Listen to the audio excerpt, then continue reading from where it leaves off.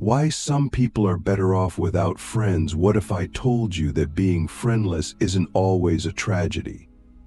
That in some lives, for some minds, and during certain phases of growth, the absence of friendship isn't a sign of failure, but a sign of awakening. Most people won't say this out loud. We live in a world that worships social connection.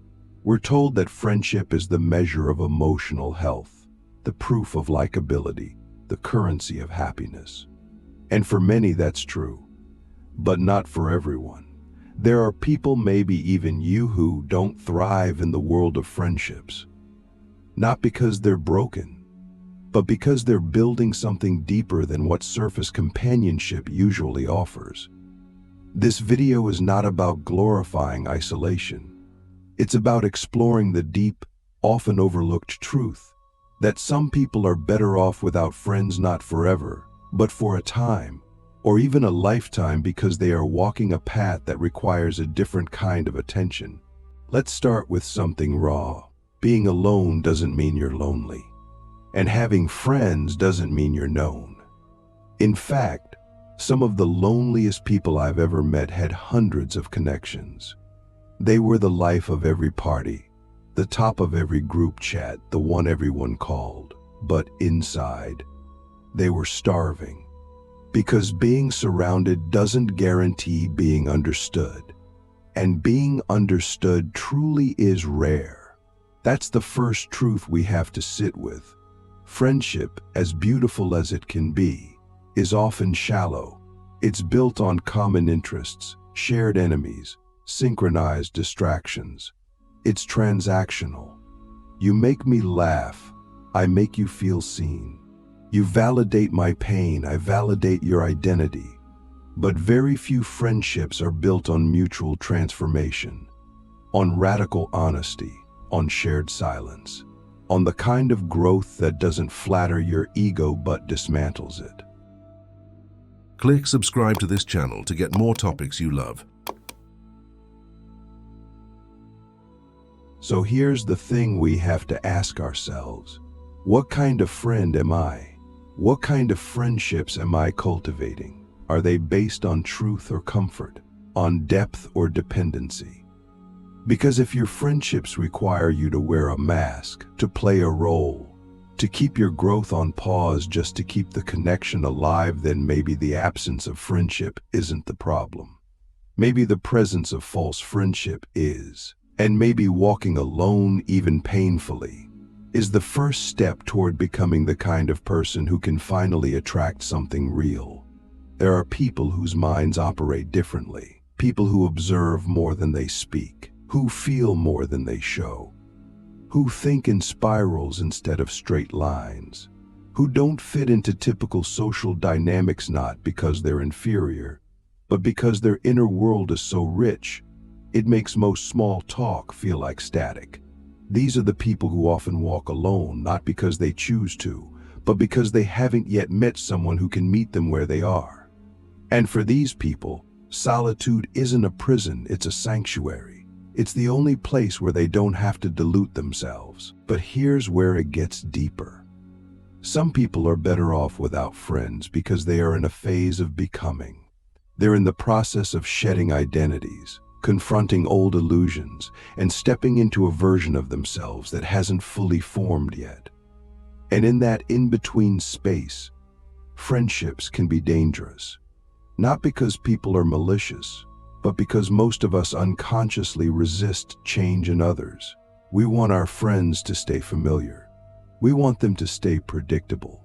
When someone starts evolving too fast, too deeply, too differently, it threatens the balance. It disrupts the shared illusion. And so, without even realizing it, we pull each other back. We guilt. We tease. We withdraw affection. We say things like, "You've changed," and we mean it as an accusation. But what if the change was necessary? This is why some of the greatest thinkers, creators, and mystics in history lived long stretches of life without close friendships. Not because they didn't love people, but because they were becoming someone their peers couldn't yet understand. They were tuning into something deeper than the social current. They were listening to the silence that everyone else was drowning out. They were building inner architecture. And during that construction, noise was a liability. Companionship was a distraction. The presence of others, well-meaning as it might be, was something they had to step away from in order to hear the truth echoing from within. Let me ask you something. Have you ever felt like you were muting yourself just to maintain connection? Like you were shrinking your dreams, biting your tongue, or pretending to care about things that don't move you just to stay close to people? What if that feeling isn't a sign that you're bad at friendship, but a clue that your soul is ready for a different kind of existence? This doesn't mean you'll be alone forever. It doesn't mean friendship is meaningless, but it does mean we need to stop treating friendship as a universal good. Because for some, stepping away from social circles is the beginning of a deeper alignment. It's a necessary silence, a sacred withdrawal, a space where the self is rebuilt from the ground up. And when that rebuilding is complete, when the truth is fully integrated, they may return not to the same friendships, but to new ones. Ones that vibrate at the frequency of who they've become. In the next part, we'll explore how society weaponizes friendship as proof of status and worth, and why some people must reject that illusion to find their truest selves. The social mirage, how friendship becomes a mask, and why some must walk away to see clearly. If we're being honest, friendship in today's world is often less about connection and more about conformity. We're not taught to seek truth in our relationships, we're taught to seek validation. We choose friends who reflect back a version of ourselves we already believe in or want to believe in. And if someone doesn't mirror that illusion, we label them difficult, negative, or toxic. But what if the person who challenges your carefully curated self-image is the one who actually sees you? And what if the people who praise you, who agree with everything you say, who never push back, are the ones keeping you asleep? This is the social mirage. Friendship not as a space for growth, but as a stage for performance. And this is why some people are better off without friends, because they are tired of performing. Let's dive into something uncomfortable. We live in a culture that equates social proof with personal value. The more friends you have, the more liked you are. The more DMs, the more group chats, the more invites, the more worthy you feel. But that's not connection, that's clout. That's popularity dressed up as intimacy. And the sick part is, we start to internalize this. We start to believe that if we're not surrounded by people, if we're not included, if we're not being talked to constantly, then we've failed. But what if the opposite is true? What if silence is a sign of strength? What if fewer friendships mean you've outgrown shallow waters? What if not being included isn't rejection, it's redirection? We rarely ask ourselves this question: what am I sacrificing in order to belong? Because belonging, in its counterfeit form, demands a price. You have to laugh at jokes you don't find funny. You have to tolerate conversations that bore your soul. You have to hide your real opinions just to avoid the emotional friction.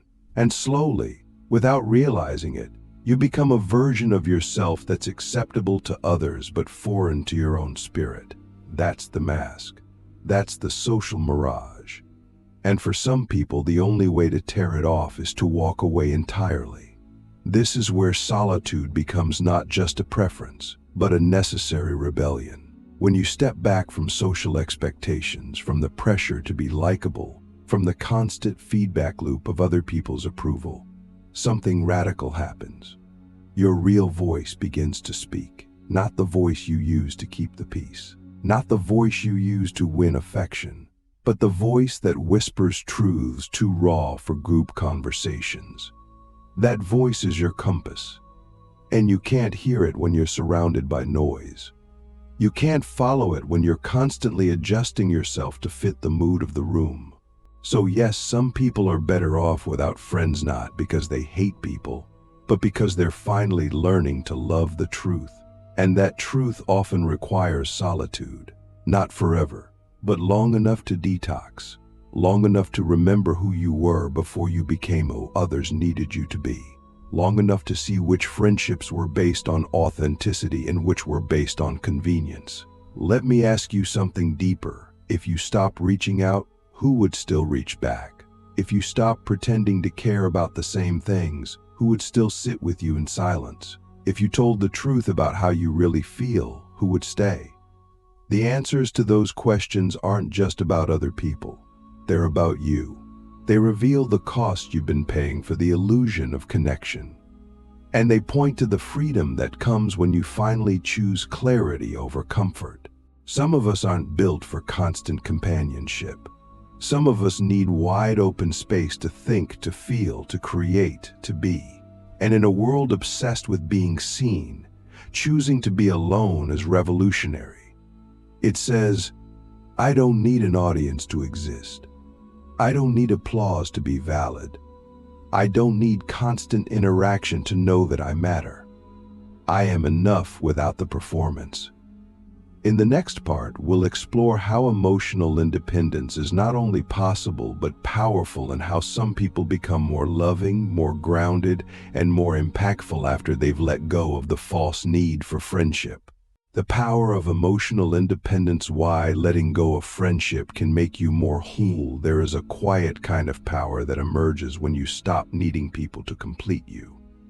It doesn't come with fireworks or applause. It doesn't look impressive on social media, but it's one of the rarest and most liberating experiences a human can have. Emotional independence. That moment when you realize you can experience joy without company, clarity without consensus, and peace without permission. And believe it or not, that kind of independence often begins in the absence of friendship. It begins in solitude. In the long, silent hours when you're no longer distracted by the constant feedback of other people's opinions, needs, and energies. And for some people, this state, this inner wholeness, is precisely what they've been seeking all along, even if they didn't know it. Let's get something straight. Emotional independence doesn't mean you don't care about people. It doesn't mean you're cold or disconnected. It means you've stopped outsourcing your sense of self to external validation. You no longer require someone else to mirror back your worth. You don't need a friend to tell you who you are, or to make you feel okay just because you're having a rough day. You can sit with your own sadness, navigate your own confusion, and celebrate your own victories without needing someone to clap for you.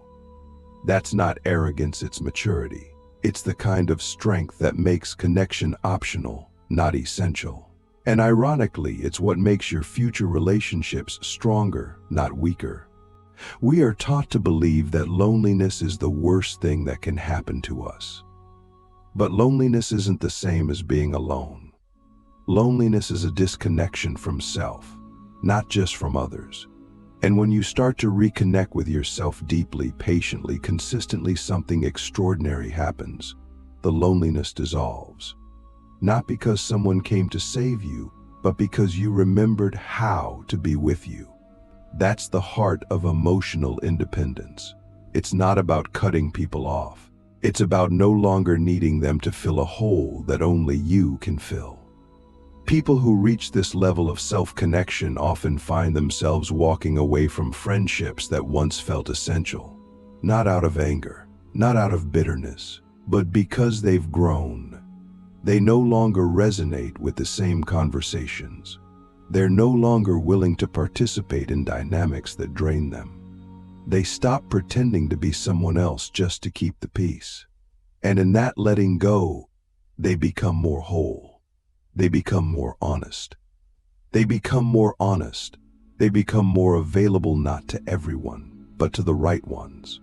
The ones who can meet them in truth, not just in habit. Let me ask you a question that's rarely asked. If you had no one to impress, would you still be the same person? If no one was watching, would you still pursue the same goals, wear the same clothes, speak the same way? These questions matter. because they reveal how much of your identity is truly yours and how much of it is borrowed, shaped by invisible expectations and silent peer pressure. When you step away from the need for friendship, even temporarily, you begin to see how much of your life was lived for others. And that realization, that's where your real self begins. This is the paradox. The less you need others, the more you can love them. Because your love is no longer needy. It's no longer manipulative. It's not tethered to conditions. It flows from overflow, not from emptiness. And when you bring that kind of love into the world free, grounded, whole, you become a force of healing.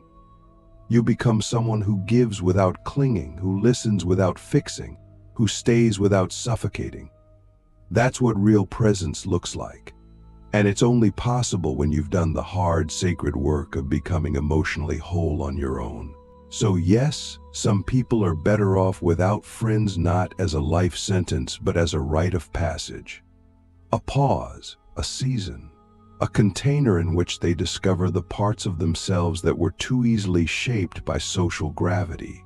And when they emerge from that season, they don't just make better friends, they become better friends, because they know the difference between connection and dependency, between love and approval, between presence and performance.